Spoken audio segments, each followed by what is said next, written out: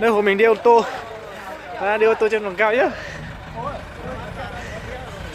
Đi ô tô. Khi nãy mình đi xe máy nên là không được đi ô tô với mọi người.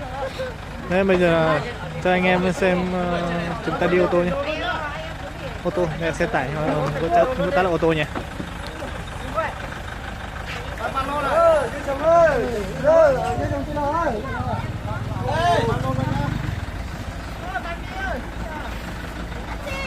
Rồi. Sao mà cũng hai đứa chưa chuyển đổi đâu. Nè, mới giờ nào. Ôi trời rồi. Nè. Đấy. Con nó này.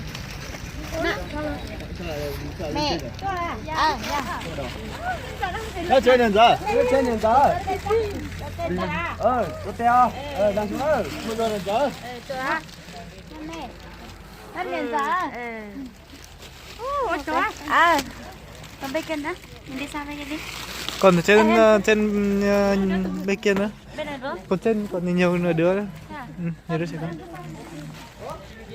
Thôi, mình đi theo đưa kẹo.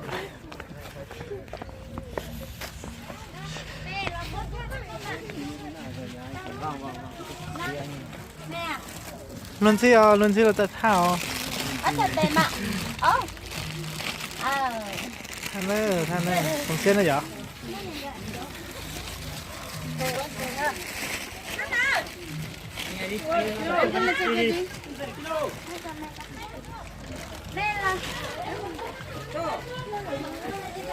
Con bé hôn đi chán nó. Chứ nó xe nè. Xe là bao cả.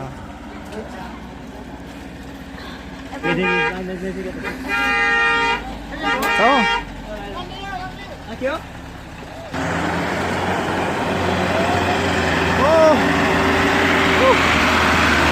Nào thì thế rồi. Không mà. Chỉ cho thấy nữa. Gì đâu mà tôi sẽ để tiền rồi. Opan cho lùn dữ rồi. Nhón tặng kẹo đó nhá. Này, tôi đang gái xinh ơi. Sao nào? Của gì nó tha à?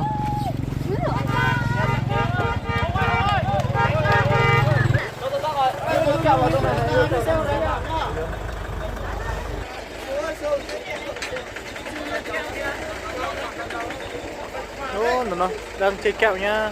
Nó chơi kẹo không? Nó trẻ con này.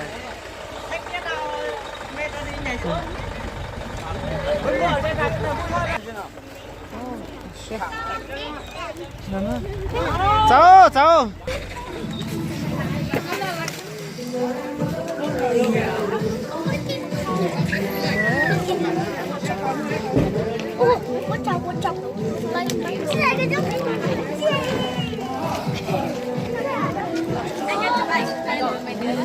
Lần gì nữa. Lần gì của thầy đuôi này. Thầy đuôi này. IOP.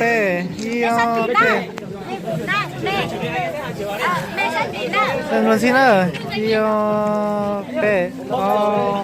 Tao rồi. Nó trống luôn rồi. 1, 2, 3, 2, 3, nhìn vậy ạ. 2, 3. Chúng mình nổi tiếng nhá. Ok rồi nha. Xinh thế. Thực ra trên đỉnh núi nhá các bạn ơi. Hiện tại mình đang trên đỉnh núi này. Đây là đỉnh núi của người dân tộc Mông nhá. Này. Còn đây còn anh em này. Hết rồi mà. Có bêu chán à? Không kiến nào đó. Xe à? Hết rồi. Hôm nay thì chúng mình sẽ ở đây cả ngày hôm nay và ngày mai nữa. Nóng, lạnh lắm. Không thấy không?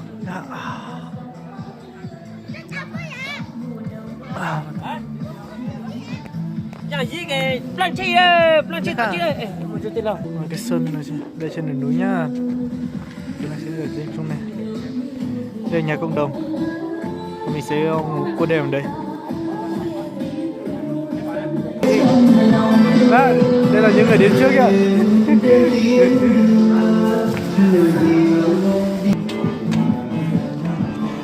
Đây là nhảy kén này. Tại đó.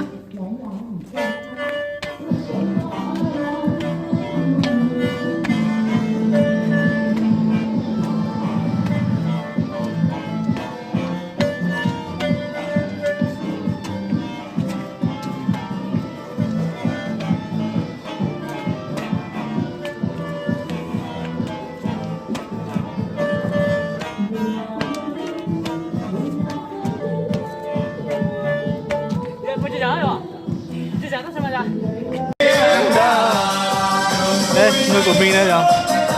Người tiếng mình mà ấm như này. À, như này còn lạnh kìa. Như này mà cũng lạnh á. Mà trên này vẫn là lạnh này. Trong khi đứa trẻ con trên này là mà như này thôi. À.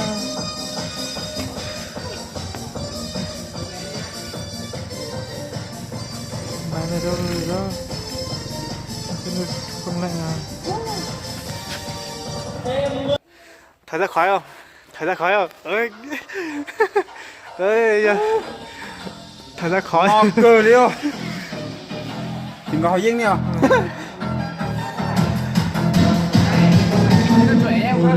Xoay á.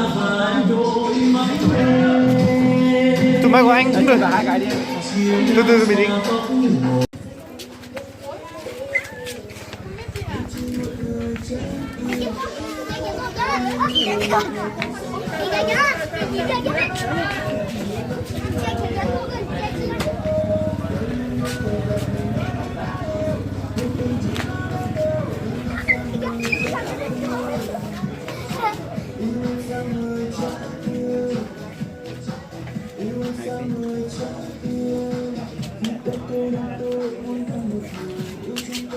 Messi đây rồi.